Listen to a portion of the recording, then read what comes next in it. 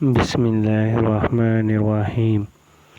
قتیبہ بن سعید اور محمد بن رمح نے سے حدیث بیان کی، انہوں نے یحییٰ بن سعید سے، انہوں نے عبداللہ بن عامر بن ربیع سے روایت کی، حضرت عائشہ رضی اللہ عنہا نے فرمایا، مدینہ منورہ آنے کے بعد ایک رات رسول اللہ صلی اللہ علیہ وآلہ وسلم بے خوابی میں مبتلا ہو گئے۔ آپ نے فرمایا، کاش میرے ساتھیوں میں سے کوئی نیک شخص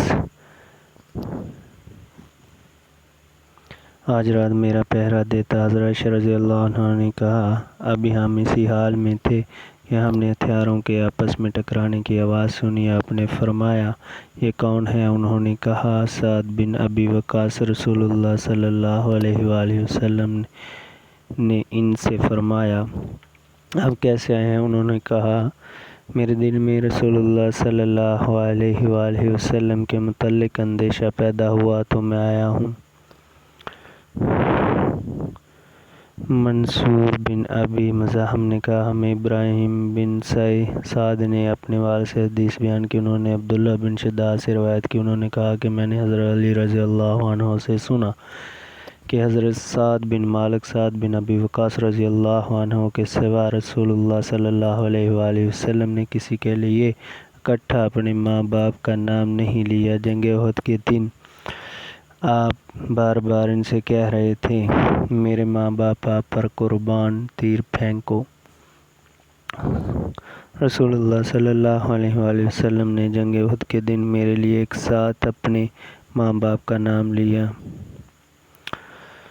جنگ احد کے دن رسول اللہ صلی اللہ علیہ وآلہ وسلم نے ان کے لیے ایک ساتھ اپنے ماں باپ کا نام لیا۔ مشرکوں میں سے ایک شخص نے مسلمانوں کو جلا ڈالا تھا، تو نبی صلی اللہ علیہ وآلہ وسلم نے سعد سے کہا، تیر چلاؤ، تم پر میرے ماں باپ فدا ہوں۔ حضرت سعد رضی اللہ عنہ نے کہا، میں نے اس کے لیے ترک سے ایک تیر کھینچا، اس کے پر نہیں تھے، میں نے وہ اس کے پہلو میں مارا تو وہ گر گیا اور اس کی شرمگاہ بھی کھل گئی، تو اس کے اس طرح گرنے پر رسول اللہ صلی اللہ علیہ وآلہ وسلم ہنس پڑے، یہاں تک کہ مجھے آپ کی داڑھیں نظر آنے لگیں۔ آپ صلی اللہ علیہ وآلہ وسلم کھلا کر ہنسے۔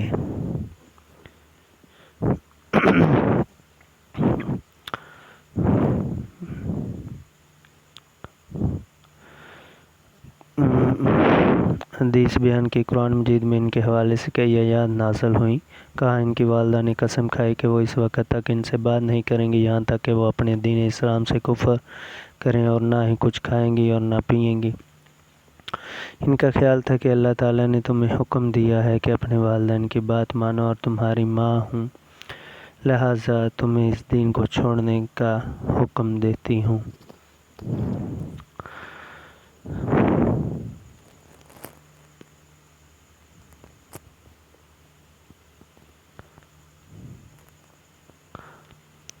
وہ 3 دن اس حالت میں رہیں، یہاں تک کہ کمزوری سے بے ہوش ہو گئیں، تو ان کا ایک بیٹا جو عمارہ کہلاتا تھا کھڑا ہوا اور انہیں پانی پلایا۔